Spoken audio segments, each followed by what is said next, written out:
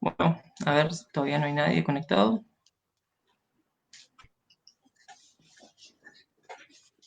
Apenas se conecte alguien, empezamos a hablar.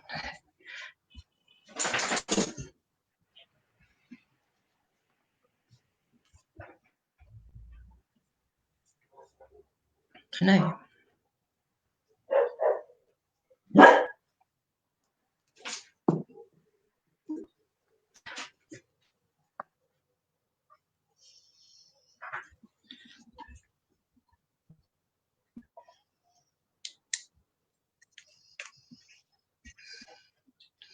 Bueno, buenas tardes, ahí sí están empezando a conectar gente. Me presento, mi nombre es Matías Cabrera, formo parte del grupo del Río Santa Cruz Libre, el Calafate.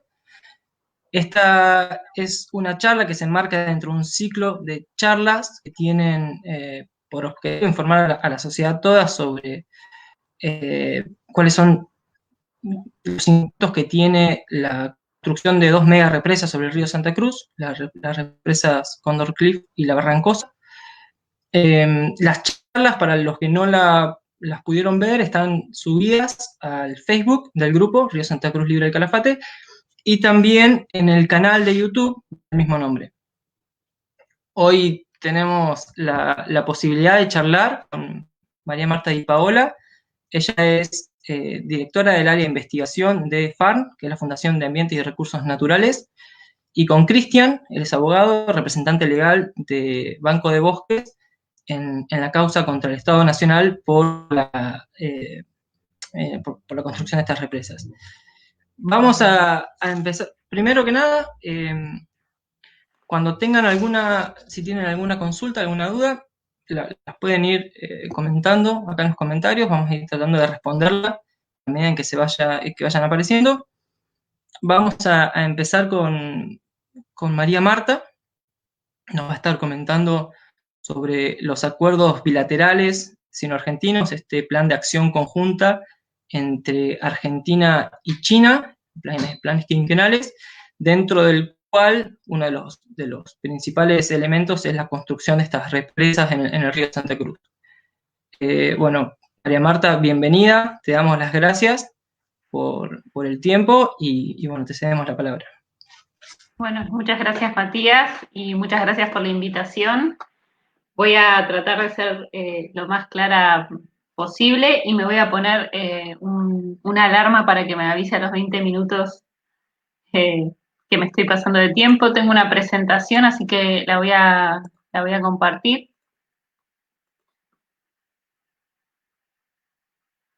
Bueno, un poco la idea es ir comentando la importancia que tiene este actor que es fundamental en el caso de las represas, que es China. Para empezar, lo que me resulta importante remarcar es la presencia de China, que no solamente es una cuestión para Argentina, sino es para toda América Latina. Y China es un actor fundamental en lo que es el financiamiento de proyectos de obras de infraestructura, tanto de generación eléctrica como de minería, principalmente en sectores extractivos, podríamos decir. Ya desde el año 2005 que vienen invirtiendo en América Latina y se estima que hubo inversiones por más de 120.000 millones de dólares y como pueden ver son montos que se van incrementando a medida de que pasan los tiempos y una particularidad que ha tenido China en este periodo entre 2005 y en adelante es que desplazó financiando obras de infraestructura a las instituciones financieras tradicionales. Y ahí estamos hablando del Banco Mundial, del Banco Interamericano de Desarrollo, de la CAF o el Banco de Desarrollo de América Latina. Entonces, lo que podemos ver es qué oportunidad vio China en los países de América Latina. Bueno, vio que esto es al año 2014, que los vínculos, las relaciones con Estados Unidos, que son la sede central de las principales instituciones financieras, como les mencionaba antes, se fue debilitando y que en este marco de debilitamiento también se debilitaba el acceso a los mercados o el financiamiento internacional de muchos de los países. Entonces, notan que que esta era una oportunidad para ingresar a través de o reemplazar estas instituciones financieras en el acceso a préstamos. ¿A qué sectores principalmente se destinaron los préstamos chinos? Cuando hablamos de préstamos estamos hablando de un crédito, es decir, que el país luego no solamente tiene que repagar el monto de capital que ha sido prestado, sino que además hay que pagar intereses. Y cuando hablamos de este tipo de herramientas, estamos hablando de deuda externa, básicamente. Los préstamos chinos entre 2005 y 2015 para América Latina se destinaron en mayor parte a los sectores de energía y de infraestructura. Y uno puede preguntarse, energía, bueno, energía, por ejemplo, en lo que es el Ecuador, Venezuela, México, son sectores principalmente extractivos desde los hidrocarburos. Que uno puede pensar que estos hidrocarburos pueden trasladarse a lo que es China, es decir, que esta no puede ser explotada en China.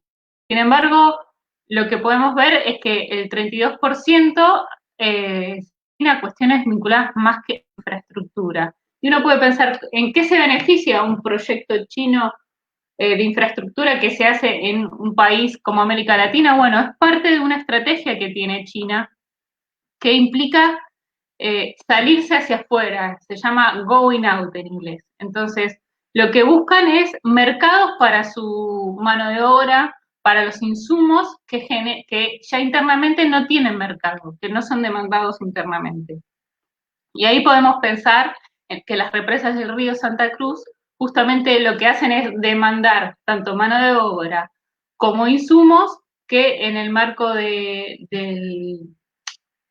su mercado interno en China ya no tienen espacio de demanda. Luego tenemos otra forma de inversión que tienen los actores chinos, que es la inversión extranjera directa. Estas son inversiones directas en sectores particulares. Como pueden ver, la mayor parte de esta inversión extranjera directa en los 10 años que van entre 2007 y 2017 se destinaron a cuestiones vinculadas a materias primas. Es decir, que lo que principal les interesa a los actores chinos es poder extraer minerales, petróleo y gas que se destinen y a los cuales le puedan agregar valor en su mercado interno. En particular, lo que podemos ver es que cuando hablamos de cuestiones vinculadas puntualmente al sector hidroeléctrico, que es lo que nos vincula al tema de represas, es que China considera a estas grandes obras, a pesar de que sabemos que no son, o que por lo menos nosotros no las consideramos energías renovables, como energías renovables. Y esto es utilizado en sus discursos a nivel internacional para posicionarse como un actor en defensa de las energías renovables y del cambio climático, o un principal actor en la lucha contra el cambio climático. ¿Cómo se expande a nivel internacional? Bueno, a través de distintas estructuras. Primero, tiene distintas instituciones que brindan financiamiento, como el Banco de Desarrollo de China, el Exim Bank de China, el ICBC, bancos multilaterales. Como pueden ver, estos actores presentes en el caso de las represas. ¿Cuál es la estructura? Bueno, brindan financiamiento para apoyar directamente a empresas de origen chino, como la TGC, Heyuba, Sinohydro, Power China. Digamos, pueden ver que son los mismos actores que se van replicando a nivel internacional con esta estructura, ¿no? ¿Y cómo entran tanto el financiamiento como las empresas chinas? Bueno, a través de acuerdos bilaterales que se firman con los gobiernos, a través de la cooperación internacional. Los desafíos en esta relación que se plantea entre, perdón, pero estoy mirando cómo voy, no había puesto el cronómetro. Bueno. ¿Cuáles son los desafíos entre América Latina, en la relación entre América Latina y China? Bueno, la dependencia y la gobernanza.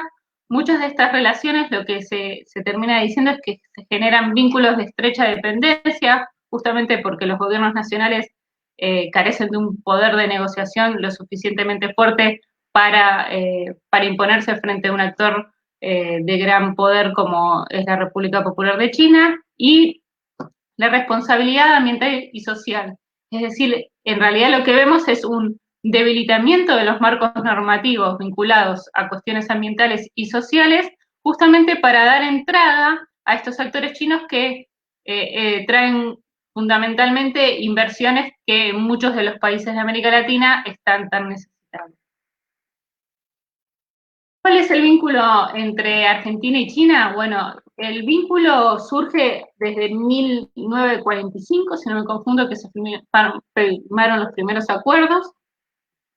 La primera forma de vinculación es a través de acuerdos bilaterales.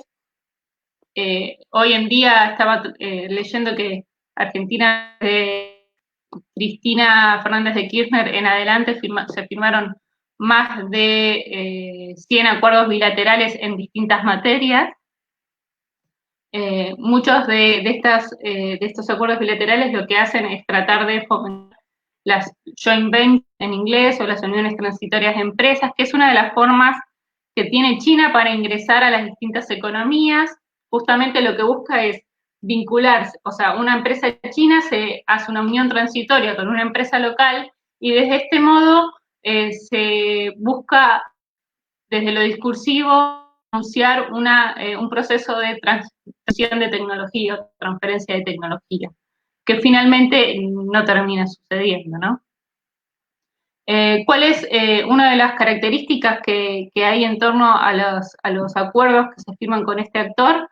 Bueno, la dificultad muchas veces de acceder a la información, la confidencialidad en torno a los proyectos.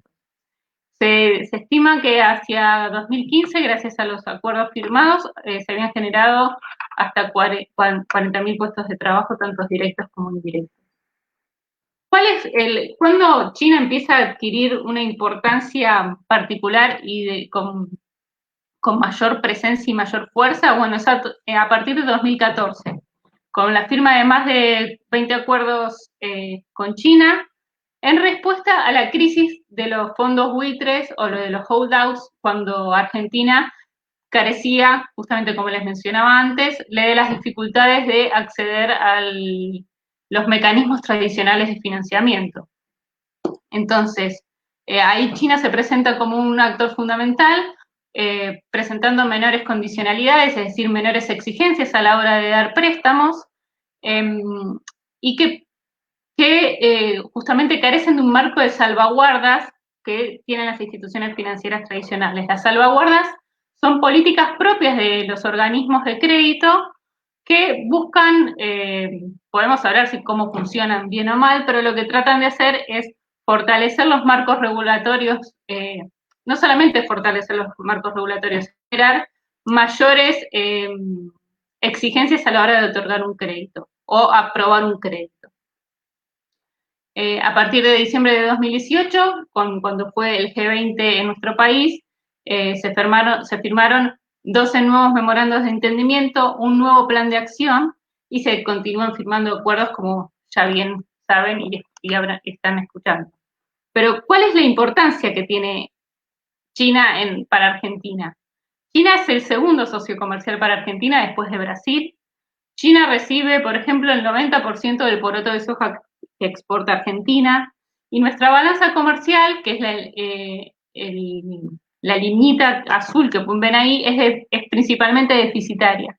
¿Esto qué quiere decir? Que nuestras exportaciones a China son menores a los valores que importamos. Nosotros exportamos principalmente productos vinculados al sector agropecuario de bajo valor agregado, y terminamos importando principalmente cuestiones vinculadas a tecnología, que tienen un mayor valor agregado. Por ejemplo, hay un déficit de 26 millones. En junio de 2020 tuvimos una balanza comercial deficitaria de 26 millones de dólares. ¿Cuál es la importancia? Bueno, esta es una publicidad de Syngenta de hace muchos años. Syngenta ha sido comprada por capitales chinos hace también un par de años, y es un poco cómo somos percibidos desde América Latina en el territorio de la República Popular de China, ¿no?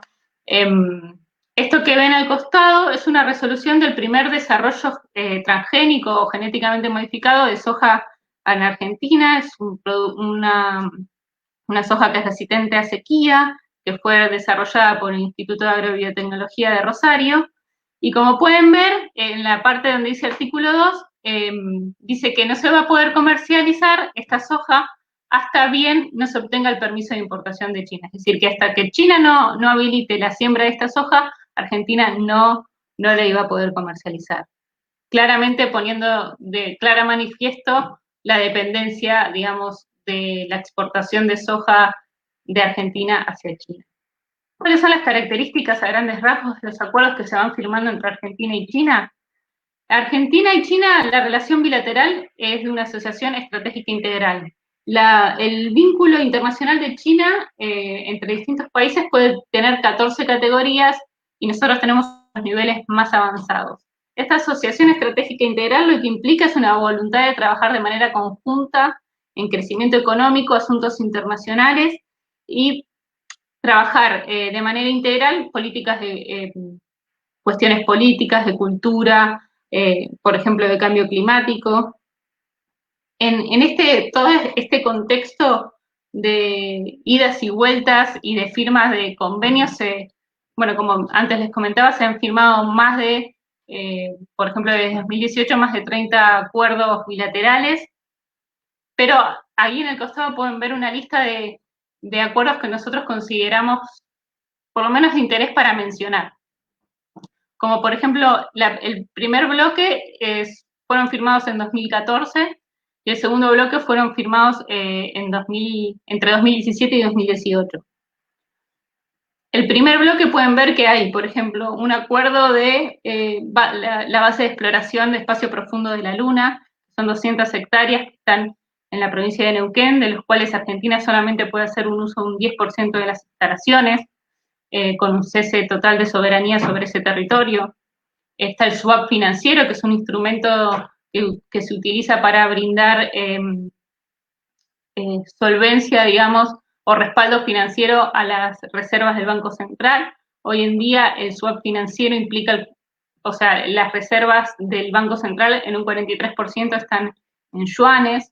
Después hay acuerdos para la explotación de salares en Jujuy y Salta vinculadas a sitio. En 2014, bueno, se firmó el convenio que nos convoca hoy a conversar y podemos seguir hablando de más y más convenios. En 2017 se firma el Plan Quinquenal de Infraestructura entre Argentina y China, al que voy a volver más adelante, porque cuando se establece este plan quinquenal se menciona de manera particular a las represas.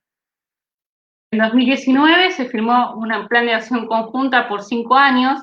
Esa es una característica muy propia que tienen los acuerdos que se firman desde la parte china, que son planes a largo plazo. Ellos se sorprenden mucho cuando ven que los gobiernos latinoamericanos tienen políticas a lo que ellos consideran corto plazo. Y como pueden ver, se vinculan mucho con cuestiones vinculadas a la energía nuclear, a petróleo, considerando la energía hidroeléctrica renovable, litio, digamos, con una clara posición extractivista de nuestros bienes naturales y basándose netamente en el respeto de la legislación interna, que, bueno, ya vamos a ver, o como ya Cristian nos comentará, si esto finalmente sucede o no. Bueno, este es el plan quinquenal que voy a volver más adelante para si no se pasa el tiempo. Y nosotros consideramos que las represas en el río Santa Cruz tienen un poco este rol, ¿no? Como generan una molestia al vínculo bilateral entre Argentina y China.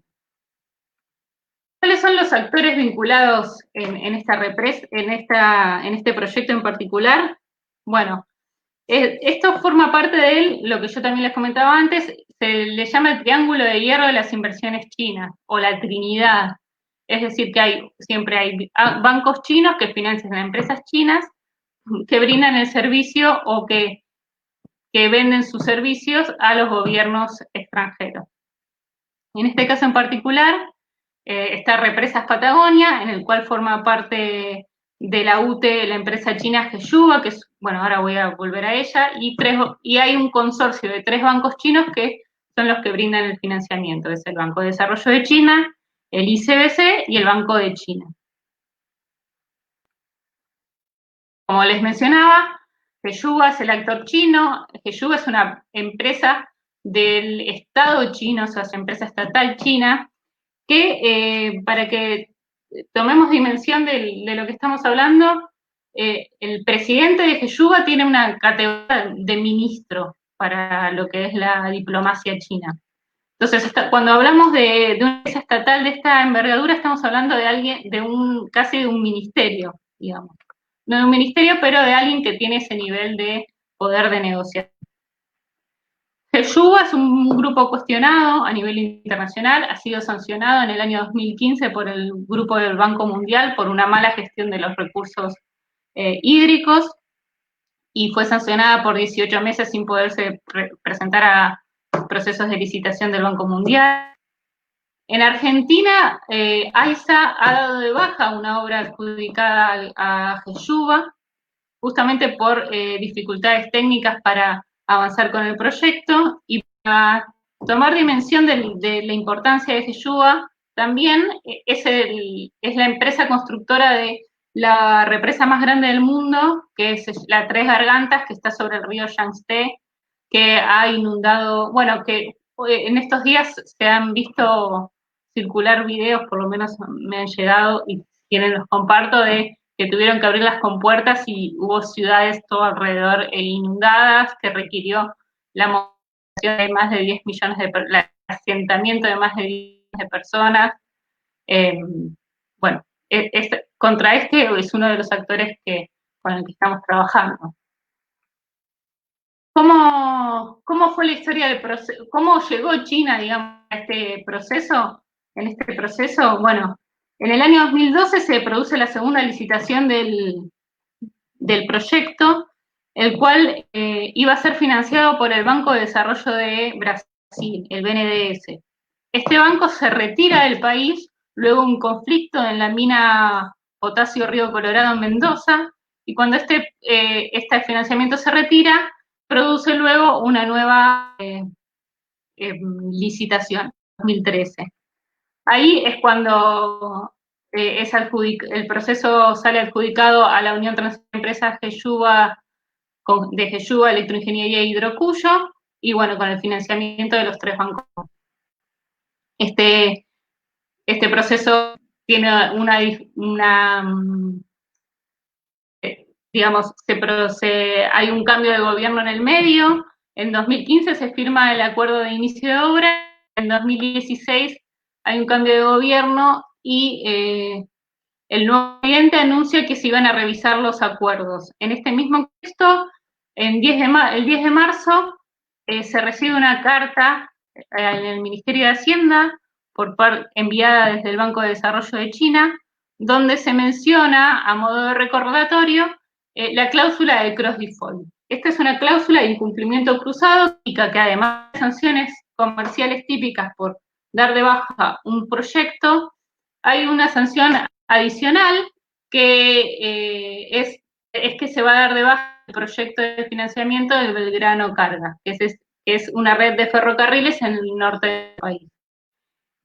Las cláusulas de incumplimiento cruzado son principalmente utilizadas en acuerdos o en proyectos que son considerados más riesgosos por parte del actor chino. Y bueno, y en este caso también han sido utilizados y han sido remarcados como una cuestión de importancia para avanzar con el proyecto. En función de esto, bueno, se modifica el proyecto, se menciona que se va a bajar la cantidad de turbinas para reducir el impacto ambiental. Bueno, de esto nos va a contar mejor Cristian más adelante. Y en 2017, en abril de 2017, se produce un encuentro entre las partes argentinas y chinas en Beijing, el 18 de abril, que se realiza un diálogo estratégico económico donde finalmente se establece este plan quinquenal que yo mencioné con anterioridad, perdón. ¿sí? En este mecanismo de diálogo estratégico, y esto es como pueden ver, está copiado y pegado, se menciona, se habla en la minuta de muchos de los proyectos de vinculación o de financiamiento entre Argentina y China, y en el caso de la central hidroeléctrica de Santa Cruz, la parte china exige firmemente a la parte argentina de finalizar los trámites de evaluación de impacto ambiental que exigía la Corte Suprema de Justicia de la Nación. Bueno, creo que con esto no hay que aclarar que obviamente se apuran los trámites y se realiza una nueva publicación de un nuevo estudio de impacto ambiental, se realiza la audiencia pública donde justamente muchos hemos mencionado la presión de China para avanzar con este tipo de proyectos, y el ministro de Energía en ese momento cierra la audiencia pública mencionando que si este proyecto hubiera avanzado, si no hubiéramos tenido ningún compromiso, y él dice que no a la velocidad que lo estamos haciendo por un proceso de continuidad jurídica del Estado. Es decir, que por lo menos uno entre líneas puede leer que hay una presión para avanzar con el proyecto. En agosto de 2017 se aprueba ese proyecto y la lectura que podemos hacer es que justamente es el vínculo con China el que presiona para la aprobación del proyecto y la continuidad del mismo. Lo que nosotros seguimos viendo es que hay cuestiones que van presionando a los actores chinos, digamos, que van presionando para avanzar con este proyecto. Y lo que encontramos en oportunidades en demostrar o exigir una responsabilidad extraterritorial de China en sus inversiones. Es decir, a través de este colectivo que llamamos SICTA, que es el Colectivo sobre Financiamiento de Inversiones Chinas, Derechos Humanos y Ambiente, tratamos de evidenciar las violaciones de los derechos humanos que hay en distintos países de América Latina que están vinculados a inversiones de origen chino. Y ahí es donde nosotros consideramos que es importante que, bueno, el Estado chino también cumpla al mínimo con la normativa, no solamente nacional dentro obviamente, de nuestras fronteras, ya que si no sería ilegal, sino además cumpla con los mínimos estándares que cumpliría dentro de sus propias fronteras. Nosotros creemos que también es importante remarcar que no es imposible decir que no a un financiamiento chino. Hubo casos en los que los proyectos chinos se cancelaron. Hay un caso en Rusia que es el lago Baikal, que también es patrimonio de UNESCO, que iban a represarse y justamente dieron de baja. Hay otro proyecto en Myanmar, que es Midson, que también se dio de baja cuando hubo un cambio de gobierno en Myanmar y el gobierno que asumió el poder estaba en contra de este proyecto y finalmente lo dio de baja. Y después tenemos el caso de Aguasarca, que si bien iba a estar involucrado Sinohydro, se retiró, pero recordemos que el proceso proyecto de Aguasarca es el que le costó la vida a Berta Cáceres. Los actores chinos se retiraron antes de que sucediera la cuestión con Berta Cáceres porque justamente percibieron la conflictividad en torno a ese proyecto.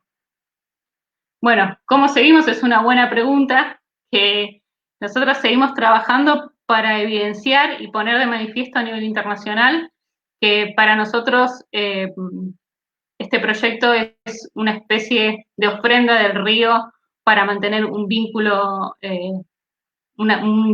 con China, y creemos que es necesario analizar el proyecto con más detenimiento para justamente tratar de reconocer cuáles son sus impactos y bueno, y poder de otra manera, sino generar otro tipo de inversiones. No es que no queremos inversiones, sino queremos otro tipo de inversión que esté más vinculado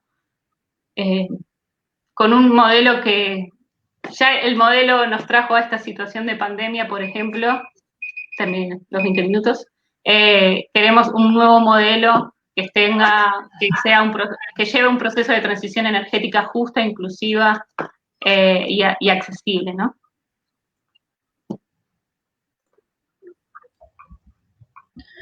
Muy bien, muchas gracias, María Marta. Surgieron algunas preguntas Uy, un montón. mediante los Por suerte comentarios, lo te los voy a veía compartir. mientras Sí. estaba hablando.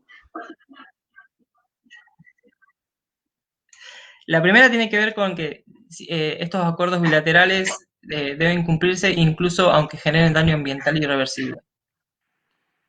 Bueno, el tema es que los acuerdos bilaterales se firman a un nivel de diplomacia más arriba, digamos, no hay una mención particular, digamos, a las cuestiones ambientales. Pero sí lo que creo es que no se puede ir contra el propio marco regulatorio nacional, sino la obra sería ilegal. Entonces, si no cumple con la normativa ambiental nacional, la obra no debería poder continuar, digamos. El acuerdo no debería darse o debería cancelarse, básicamente.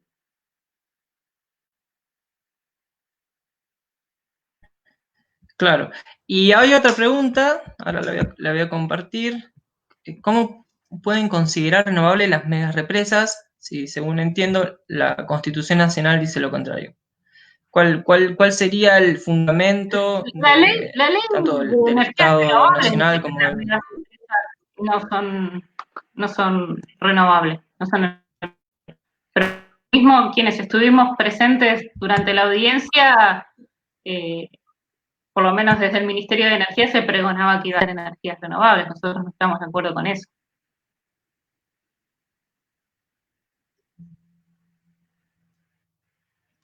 Muy bien. Bueno, María Marta, muchísimas gracias. Vamos a pasar a charlar ahora Gracias a ustedes. con Cristian, como ya les comentaba hace un rato. Cristian es abogado, es representante legal de la Fundación de Banco de Bosques en la causa que tiene la Fundación contra el Estado Nacional por la construcción de estas megarepresas. Cristian, bienvenido, muchas gracias por participar y bueno, que nos cuentes un Gracias. poco No, gracias, Matías. en qué estado de situación se encuentra la causa.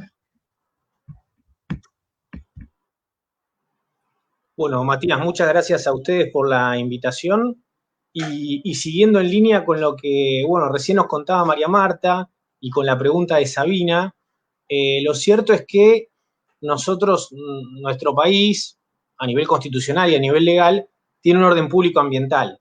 Y ese orden público ambiental lo que hace es que aquellos convenios, sea el convenio que sea un contrato nacional o un contrato internacional, esos convenios pueden ser revisados judicialmente si es que violan nuestra legislación interna, que es el caso, porque en realidad aquí lo que sucedió fue que se firmó un contrato sin tener los estudios de impacto ambiental a la vista, luego de que ese contrato estaba firmado comprometiendo una obra y con cláusulas, como explicaba María Marta recién, de cross default, de incumplimiento cruzado, con lo cual si por algún motivo se llega a cancelar este proyecto hidroeléctrico, se caen otras inversiones del país, lo cual en realidad es algo que, por ejemplo, los contratos que financia el Banco Mundial está prohibido. Por lo tanto, me parece muy pertinente la pregunta de Sabina porque claramente no, el Estado argentino no está obligado a cumplir. Creo que ningún tribunal internacional podría exigirle al Estado argentino que destruya un patrimonio de la humanidad, un patrimonio de UNESCO como los glaciares, extinga una especie endémica de Santa Cruz, ni comprometa un patrimonio cultural. Aquí, evidentemente, hay cuestiones, ¿no es cierto?, que obviamente lo explicaba muy bien María Marta y hace años que lo viene contando, cuál es la vinculación argentina con China y muchas veces los intereses económicos que están detrás de esto. No obstante ello, estas cuestiones que incluso los funcionarios nos decían off the record, que había que cumplir sí o sí con los acuerdos, y el propio ministro lo dijo que apuraron todo en el receso parlamentario en aquel julio de 2017 en la audiencia pública en el Congreso de la Nación. Lo cierto es que en las últimas presentaciones en la causa judicial, en un informe bastante reciente, resulta que nos hablan del cross default y nos hablan de justamente el tema de las inversiones. Y nosotros a eso respondemos en este sentido que nadie tiene un derecho adquirido a destruir una especie, a comprometer un ecosistema, a destruir un campo de hielo. Y eso me parece que es muy claro. A ver, evidentemente, GESOA, China, tienen abogados muy caros en el país y les deberían haber explicado cómo es el orden cronológico de los eventos, ¿no es cierto? Es decir, si el estudio de impacto ambiental se hace después de que se firma un compromiso y el estudio de impacto ambiental da mal, bueno, evidentemente no pueden avanzar con la obra. Es lógica pura, es derecho, digamos, básico y de hecho el Estado argentino, si hubiese un litigio internacional en este sentido, tiene muy buenos abogados e incluso podemos acercarles algunas ideas como estas que comentamos recién muy brevemente. Pero bueno, yo lo que les propongo es, porque mucha gente creo que ya conoce la causa en todos estos años, es contarle lo más novedoso.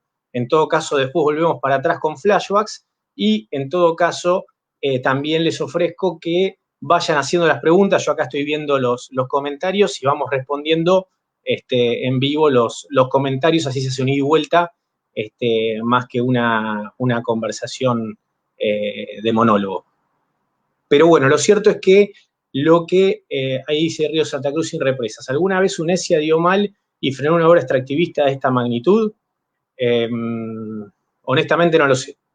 No sé si, obviamente que hay muchos estudios que generalmente pasa lo que pasa aquí, ¿no? Ya está comprometido determinada actividad industrial, productiva, extractiva, y frente a eso el estudio de impacto ambiental lo que hace es avalar, y el estudio de impacto ambiental puede reconocer daños irreversibles y permanentes, como este propio estudio de impacto ambiental de las represas lo hace, y no obstante ello, la evaluación de impacto ambiental que aprueba ese estudio decide avanzar a pesar de esas alertas. Obviamente que si esto no es una cuestión de voluntad política, la justicia puede intervenir y lo ha hecho, ha intervenido y ha declarado la nulidad de estudios de impacto ambiental. Lo hizo en un caso de bosques nativos en Jujuy en el año 2017. Pero bueno, la cuestión ahora que tenemos el expediente es lo que sucedió en Condor Cliff, que nos enteramos a fines del año pasado respecto de unos deslizamientos geológicos que hubo en esa parte. Y frente a eso, frente a esa nota periodística que nos revela esta información, que hasta había permanecido oculta hasta ese momento, tanto la UTE como IASA, que es actualmente lo que era Evisa, la empresa que hizo el estudio de impacto ambiental en fusión con ENARSA, en comunicados reconocen que hubo problemas, deslizamientos geológicos, y que eso lo que provocaba era que una pared de hormigón, que tiene que ver con el desvío del río, ahí a la altura de Condor Cliff, que iba a estar ubicada en una margen del río, se va a ubicar en la otra margen. Y dicen, es una cuestión técnica, ¿no? Como si fuera un eufemismo, una pequeñez, y como es una cuestión técnica, nosotros no tenemos que presentar estudios ambientales nuevos, que es lo que nosotros estamos exigiendo. Nosotros decimos, yo la escuchaba en este ciclo de charlas el otro día a Vicky Valencia Ramallo, que hablaba de justamente un sistema ambiental y de cómo en un sistema importan todos los componentes, ¿no? Y ella explicaba el lago Viedma y cómo se vinculaba toda la cuenca de los glaciares del río Santa Cruz, ¿no?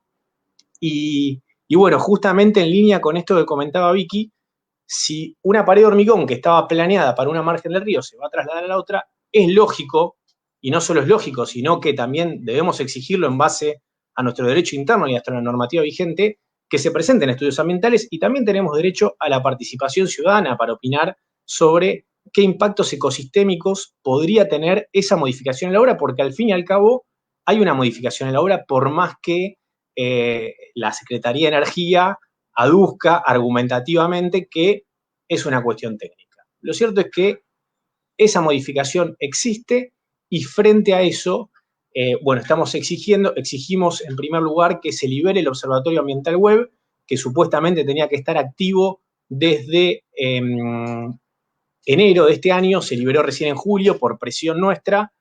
Eso por lo menos nos da cierta información, y pedimos también que se presenten estudios ambientales respecto de esta modificación en la obra en Condor Cliff, y asimismo Bueno, obviamente pedimos que se detenga la obra hasta tanto se pronuncie la Corte Suprema, porque la Corte Suprema está tramitando nuestro planteo de nulidad del estudio de impacto ambiental que fue aprobado en el Congreso en 2017. Ahora les sigo contando un poco esto. Hay una pregunta de Sole, que debe ser muy tarde allá en Dubái, que nos está escribiendo. ¿No debería estar prohibida la firma de convenios para ejecutar obras que no tienen estudios de impacto aprobados? ¿No deberían automáticamente quedar imputados los funcionarios que lo firman, sean presidentes, ministros, etcétera? Me parece una excelente pregunta, Sole, y entiendo por la afirmativa, ¿no? Creo que sí, creo que debería ser así. Lamentablemente nuestro país no tiene esta gimnasia. Lo común es eso, es que justamente bueno, lo estamos viviendo ahora, ¿no? También con la tragedia que está sucediendo en el Delta de Paraná, ahora en Córdoba con los incendios. Es decir, no es que se presenta un estudio de impacto y dice yo voy a trabajar productivamente en estas zonas, no, empiezan a quemar y después vemos qué hacemos y así tenemos la tragedia que tenemos, ¿no? Y así vamos pasando de tragedia ambiental en tragedia ambiental por la poca seriedad de nuestras autoridades y también muchas veces por los jueces que miran para otro lado. Hay una pregunta de Paco Muñoz. Según lo que hemos leído y escuchado sobre la legalidad de la obra sobre el río Santa Cruz, está viciada de nulidad absoluta. Obviamente que nuestros representantes lo que menos hacen es protegernos, la Pacha se encarga de hacer sentir su escarmiento. Bueno, efectivamente, Paco, porque aquí lo que sucedió es que la naturaleza es impredecible y ellos pretendieron instalar una pared sobre un terreno que claramente no es admisible para este tipo de obras, y lo que sucedió fue que no pudieron hacerlo, y ahora lo quieren instalar en la otra margen sin ningún tipo de estudio, lo cual es absurdo, es una locura, y nosotros cuando decimos que la naturaleza es impredecible y citamos casos anteriores, antecedentes, donde ha habido muchos problemas con represas que han colapsado, ellos nos dicen que somos los jinetes del apocalipsis, ¿no? Que vaticinamos catástrofes, y recién María Marta contaba, bueno, justamente las inundaciones que está viviendo China. Ellos nos ponen encima el ejemplo del río Yangtze, que donde está el proyecto Tres Gargantas de Gesogua, y lo que está sucediendo hoy en China es gravísimo. Entonces, parece que no somos tan apocalípticos y lo que hacemos es simplemente encender una luz de alarma para que no haya más daños de los que ya se están causando en este momento. Ahí Gerard dice, el artículo 41 de la Constitución establece no solo el derecho a un ambiente sano, sino el deber de preservarlo en la medida se puede apelar a esta ley que supuestamente es la máxima ley. Desde luego, Gerard, es uno de los fundamentos, bueno, es la cláusula ambiental, ¿no? El artículo 41 es el fundamento base, y obviamente que hay mucha legislación también. Nosotros tenemos una ley de glaciares que no la tienen todos los países, porque nosotros decimos, ¿cómo van a hacer esta obra sobre un río glaciario, sobre terreno que en el propio estudio de impacto ambiental, en el capítulo de geología, aparecía el mapa con distintos colores y se veía que era un terreno inestable, y se veía que había una morena, y se veía que podía haber problemas de deslizamientos, ¿no? El propio estudio ya lo reconocía, con lo cual no es algo nuevo, y frente a esto igual decidieron avanzar. Eso es lo grave, me parece, de este asunto. Y bueno, ahí María Marta, veo que María Marta dice nos falta una ley de EIA a nivel nacional. Es cierto, no tenemos una ley de presupuestos mínimos en materia de estudio de impacto ambiental ni de evaluación de impacto ambiental. Sí tenemos una resolución del Ministerio de Ambiente del año pasado que aprueba una guía de buenas prácticas para los estudios ambientales, también aprueba una guía para el estudio ambiental estratégico, que es algo que se debería haber hecho en este caso, porque como se está afectando un río que tiene atrás un campo de hielo sur, opera la ley de glaciares, que la ley de glaciares nos habla del estudio ambiental estratégico, y el estudio ambiental estratégico es más profundo en el sentido de que se mete con las políticas y los programas de gobierno, ¿no? Y frente a eso exige analizar alternativas.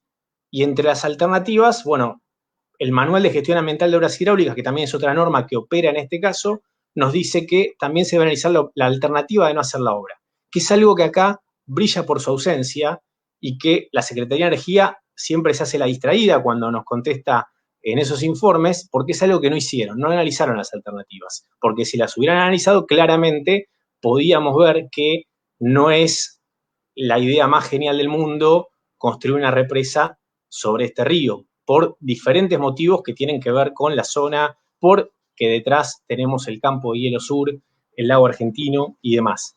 Con lo cual, bueno, evidentemente, a mí me parece que hay algo muy gráfico, que es un documental que filmó la televisión francesa, aquí, que estuvo en la producción Juliette Iguier, y en un momento aparece Jorge Giannicelli, un operador turístico de Calafate, que lleva a las periodistas francesas al corazón del río y les muestra cómo es el terreno donde, digamos, pretenden construir la represa también en Condor Cliff, ¿no? Y les muestra, y él agarra con su mano una parte ahí de las paredes que se deshace, ¿no? Se hace polvo, y bueno, en ese tipo de terreno, con esos sedimentos y con esas características es donde intentan emplazar la represa, ¿no? Lo cual obviamente nos oponemos y estamos trabajando para eso. Acá Sofía pregunta, ¿el incumplimiento del convenio 169 no debería ser suficiente para detener la obra más allá del impacto ambiental?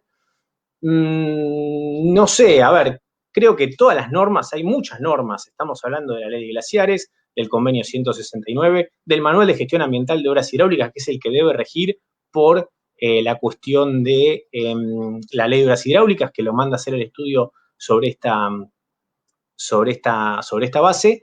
Me parece que hay la fuerza que tenemos en esta causa es justamente la cantidad de temas. Me parece que no hay un tema excluyente. Yo no diría que el convenio 169 alcanza con eso. Quizás sí hubiese sido en el pasado, porque la Corte Interamericana de Derechos Humanos en el pasado, la única causas ambientales que trataba tenía que ver con comunidades.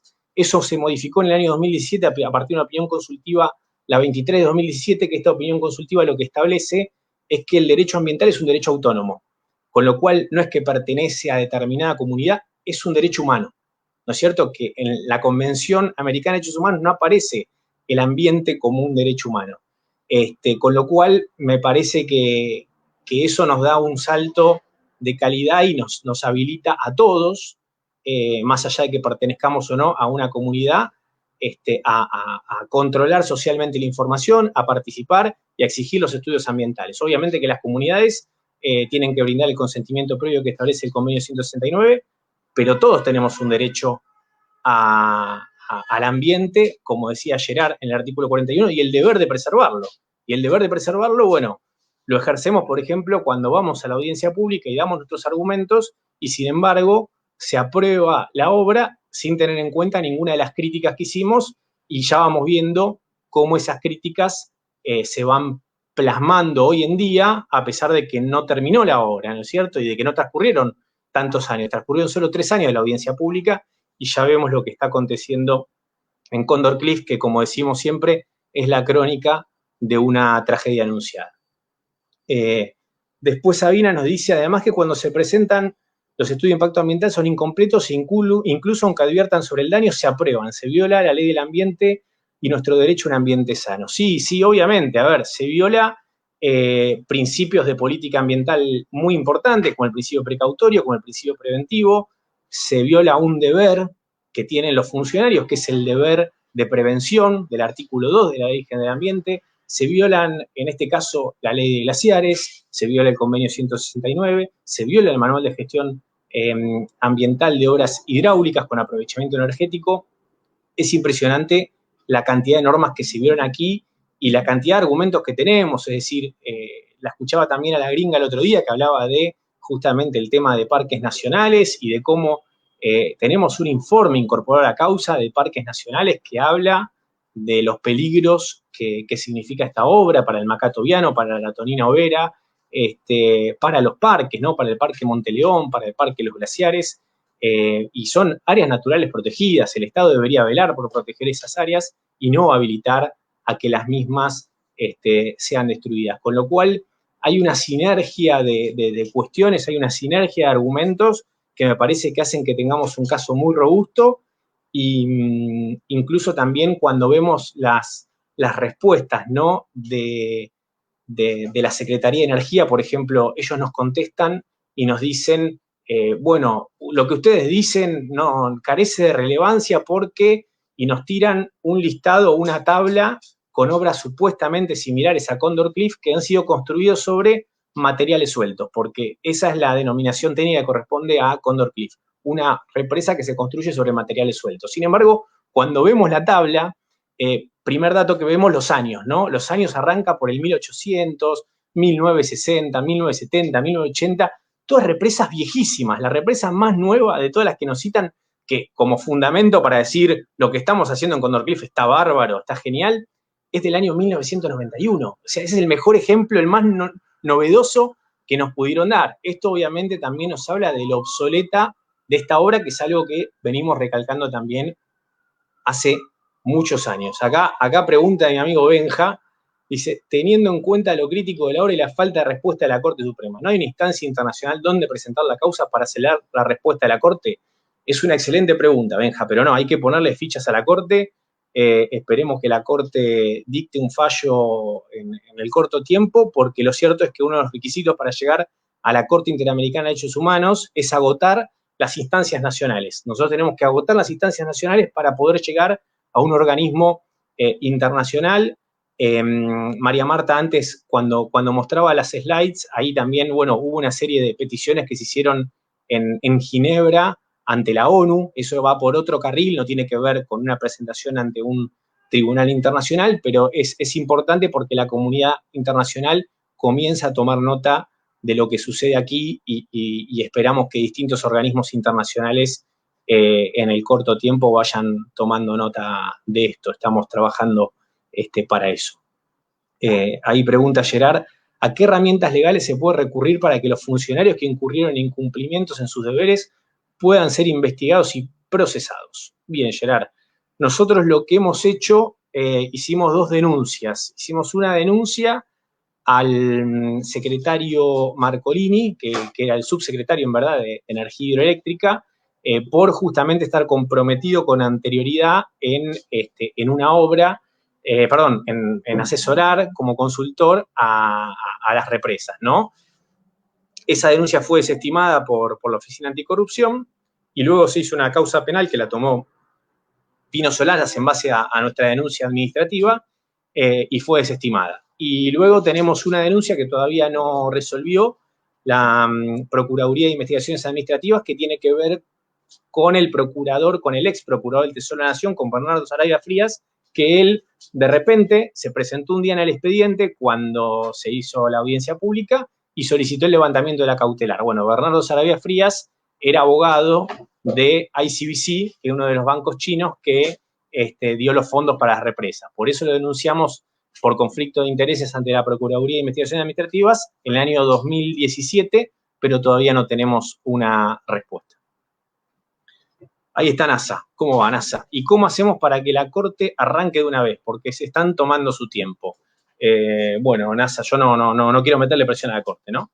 Pero efectivamente, la Corte, bueno, no tiene plazos, con lo cual puede fallar cuando le dé la gana. Lo cierto es que el expediente ya recorrió las vocalías de todos los jueces, está en el último juez, que es Rosati, con lo cual esperamos pronto tener alguna novedad respecto de el planteo de nulidad del estudio de impacto ambiental, que es el que, que justamente en su momento presentamos luego de la audiencia pública, que tiene 200 páginas y que ha sido muy trabajado por muchos expertos que nos han ayudado, porque obviamente esto es algo interdisciplinario, ¿no?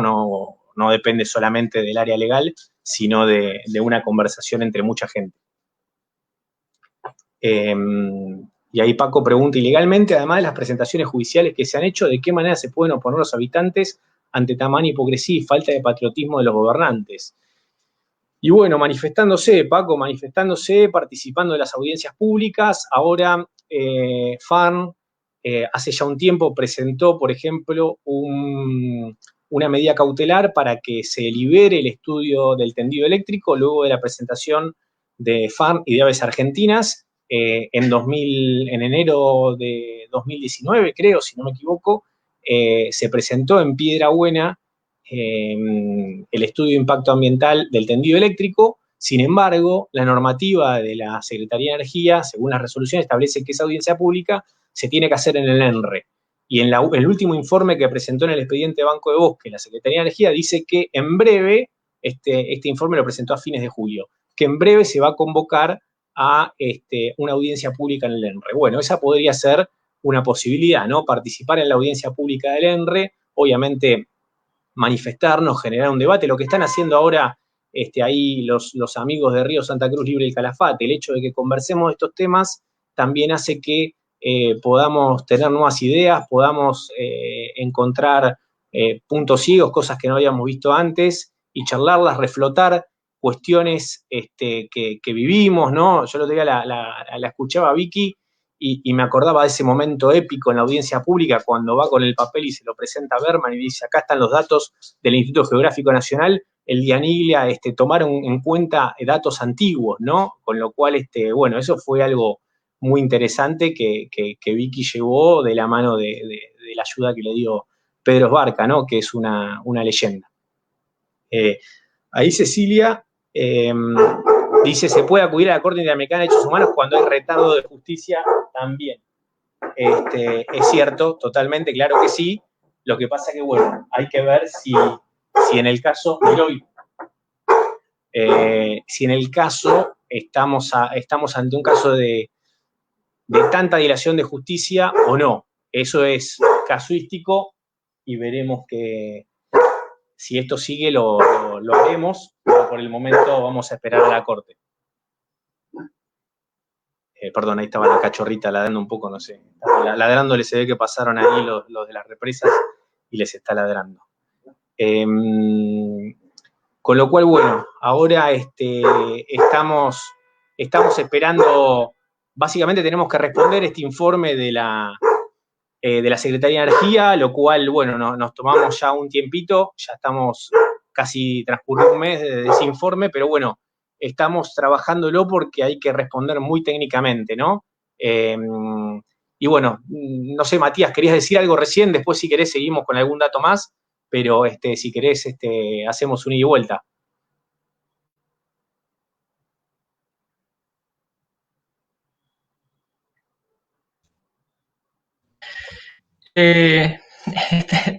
Quería comentar esta situación en la que nos encontramos, que por lo que explicaba María Marta y lo que explicas vos, es una cuestión bastante compleja porque hay intereses que, por más que exista un marco normativo completo, casi completo, que protejan al río Santa Cruz de alguna manera y a sus habitantes, también hay otras cuestiones económicas y de geopolítica que tornan dificultoso esta lucha, pero que es totalmente ganable, ¿verdad? Sí, a ver, me parece que acá la clave es ir detectando, ¿no?, las incongruencias también que surgen de los propios informes del estudio digamos, de las presentaciones oficiales, ¿no? Porque, por ejemplo, el año pasado, mediante una resolución de la ex Secretaría de Energía, Secretaría de Ambiente, actual Ministerio de Ambiente, se aprobó el Plan de Lucha contra el Cambio Climático, ¿no es cierto? La resolución 447 de la ex Secretaría de Ambiente. En esa resolución está el Plan de Lucha contra el Cambio Climático y en la información que vemos aparece que en la Patagonia se prevé una disminución de las precipitaciones. Ahora, si se prevé una disminución de las precipitaciones, también cómo alimentamos la represa, cómo generamos esa hidroelectricidad. Y a mí lo que me preocupó bastante en este último informe de la Secretaría de Energía, primero, bueno, esto que dicen lo del cross default, como diciendo, no, está el cross default, no importa lo ambiental. Eso es tremendo. Eso es tremendo por esto que decíamos antes, que nadie tiene un derecho adquirido a extinguir una especie, a destruir un glaciar y mucho menos comprometer un ecosistema.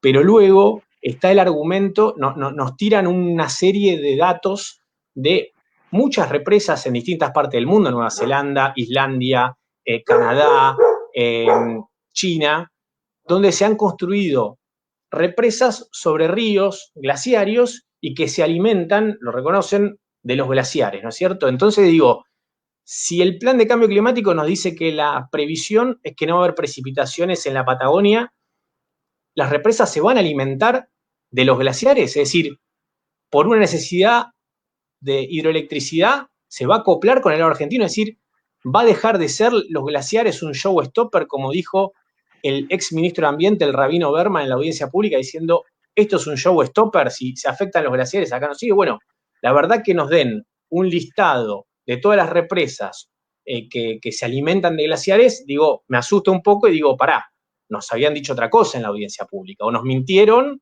o cambiaron de parecer, ya no es un showstopper.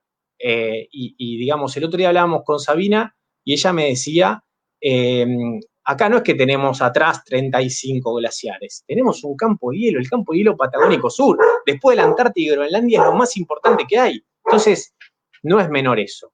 Y bueno, en esta línea... Perdón, Cristian, ¿puedo agregar una cuestión sobre la contradicción incluso de la política de cambio climático a nivel nacional? Muy cortito, perdón que te interrumpa, Cristian.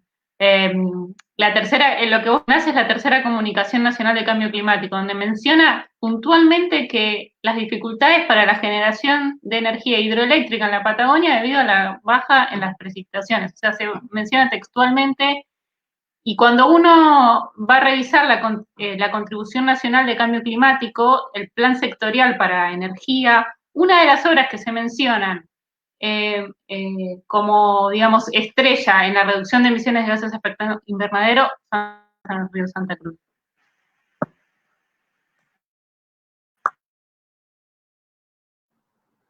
Sí, totalmente, María Marta. Y bueno, ahí nos pregunta Silvia, ¿cómo está Silvia? ¿Cuánto más se puede esperar la decisión de la Corte? Porque las horas siguen su curso y la decisión será tardía si seguimos esperando. Bueno, aquí hay un tema que, en mi opinión, y no es una opinión, digamos, antojadiza, sino que es una opinión legal, las horas no deberían continuar hasta que la Corte no se pronuncie. Es decir, nosotros llegamos a la Corte por un recurso extraordinario concedido. Es decir, esto hay una cuestión técnica que espero no aburrirlos, pero cuando el recurso extraordinario se concede, distinto es el caso de otra ONG que está por recurso de queja, pero nosotros, Banco de Bosque, llegó por recurso extraordinario concedido, a la Corte concedido por la Cámara. Entonces, cuando a vos te concedieron recurso extraordinario, no se ejecuta la sentencia. La sentencia en este caso sería la que levantó la vieja medida cautelar que prohibía que avancen las obras. Entonces nosotros tenemos un recurso extraordinario concedido y estamos planteando objeciones muy serias, muy trabajadas y muy técnicas respecto de lo que está sucediendo en Condor Cliff. Entonces, por aplicación del principio precautorio, que dice que frente a la incertidumbre científica no se debe avanzar con la obra, y en la práctica se invierte la carga probatoria y ese Estado el que me tiene que probar que está haciendo todas las cosas muy bien, bueno, por aplicación de ese principio no debería estar avanzando la obra, con lo cual, obviamente que es un ingrediente más para afirmar que esta obra es a todas luces ilegal.